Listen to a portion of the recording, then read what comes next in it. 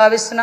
అదేవిధంగా ఈరోజు ఏదైతే ఇందాక మన నాయకులందరూ కూడా చెప్పున్నారు, లాస్ట్ 5 సంవత్సరాల్లో పరిస్థితి ఎలా ఉందంటే, ఇంకొక విషయం ఇక్కడ చెప్పాలి సార్.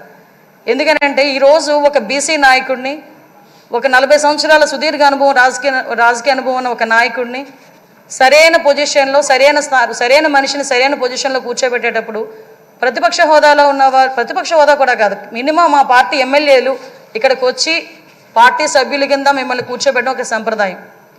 సాంప్రదాయాలకు విలువిచ్చే ఒక పార్టీగా, సాంప్రదాయాలు విలువిచ్చే అధికార పక్షంగా నిన్న కూడా ప్రమాణ స్వీకారాలు చేసేటప్పుడు 11 మందిలో ఒక ఎమ్మెల్యే మాత్రమే జగన్మోహన్ రెడ్డి అన్న వ్యక్తి, అతనికి ప్రతిపక్ష హోదా లేదు.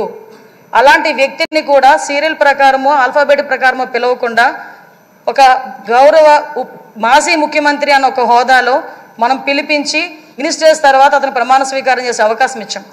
అది మన గౌరవం, మన సంప్రదాయం. అది కాకుండా ఈరోజు అటువంటి సంప్రదాయం ఎందుకు వాళ్ళు రిసీవ్ చేసుకోలేకపోతున్నారు? ఈరోజు ఒక బీసీ నాయకుడు, ఆయన రాకపోతే పోయాడు, ఆయన పులివెందులు వెళ్తాడు, ఎక్కడికి వెళ్తాడు, మిగతా సభ్యులను కూడా పిలిపించి కూర్చోబెట్టి మిమ్మల్ని ఆ స్థానంలో కూర్చోబెట్టని పిలిపించుంటే ఎంత గౌరవంగా ఉండేది.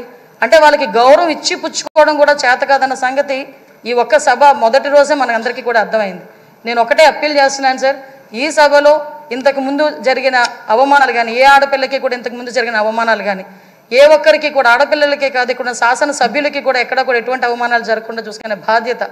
ఎందుకంటే నాయకుడిగా 40 సంవత్సరాల సుదీర్ఘ అనుభవం చంద్రబాబు నాయుడు గారి కంట కన్నీరు చూసింది ఈ అసెంబ్లీని. అటువంటి ఈ అసెంబ్లీలో ఆ రోజు కౌరవ సభగా ఉన్న అసెంబ్లీలోకి మళ్ళా గౌరవ సభగా వస్తానని చెప్పి ప్రమాణం చేసి ఇంతమంది సభ్యుల్లో గౌరవంగా మమ్మల్ని కూడా తీసుకొచ్చినందుకు ప్రత్యేకంగా ఆంధ్రప్రదేశ్ రాష్ట్ర ప్రజలందరికీ కూడా ధన్యవాదాలు తెలియజేసుకోవాలి. ఎందుకంటే 175 మంది అంటే ఒకటి మాత్రం చెప్పాలంటే 5 కోట్ల ఆంధ్రప్రదేశ్ ప్రజల్లో 175 మందికే వస్తుంది అధ్యక్ష అని పిలిచే పలుకు. ఒకే ఒకరికి వస్తుంది అధ్యక్ష అని పిలిపించుకునే ఒక వర్డ్. అది మీరవ్వటం నిజంగా మా అదృష్టం, ఉత్తరాంధ్ర ప్రజలు చేసుకున్న అదృష్టంగా నేను భావిస్తున్నా. అటువంటి ఉత్తరాంధ్ర నుంచి వచ్చిన మీరు ఈరోజు ఇందాక పెద్దలు గౌరవనీయులందరూ చెప్పినట్టుగా ఉత్తరాంధ్ర ప్రజలకే కాదు ఆంధ్రప్రదేశ్ రాష్ట్ర ప్రజలకి, అదేవిధంగా భారతదేశంలోని స్పీకర్లందరికీ కూడా ఆదర్శప్రాయంగా ఉంటారని నేను మనస్ఫూర్తిగా నమ్ముతున్నా. మీకు ఆ బ్యాలెన్సింగ్ ఉంది సార్.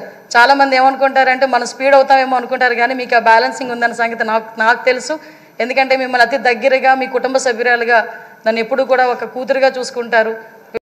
అమ్మ కూడా ఎప్పుడు కూడా మమ్మల్ని అందరినీ కూడా ఆదరిస్తారు. మీకు ఇంకొక విషయం చెప్పి ముగిస్తాను సార్. నేను